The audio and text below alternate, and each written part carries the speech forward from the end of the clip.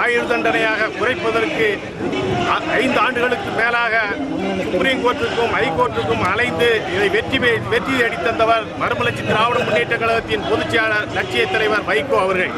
போன ஆண்டு செப்டம்பர் 9ஆம் தேதி அவர்களுக்கு தூக்கு என்ற நிலைமையில் ஹைகோர்ட்டில் இந்தியாவின் பிரபல வக்கீல் ராம்ஜெத் மாலானியை கொண்டு வந்து வாதாடி அந்த தூக்கை நிறுத்தி இன்று தூக்கு தண்டனையை ரத்து செய்த வெற்றியை நிலைநாட்டியவர் மறுமலர்ச்சி திராவிட முன்னேற்ற கழகத்தின் பொதுச்செயலாளர் லட்சிய தலைவர் வைகோ என்பதை பெரும் மகிழ்ச்சியுடன் தெரியப்படுத்திக் கொள்கிறோம்.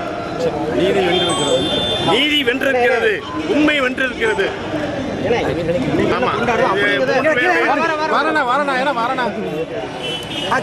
மூன்றுடைய தூக்கு இன்று ரத்து செய்யப்பட்டு உள்ளது.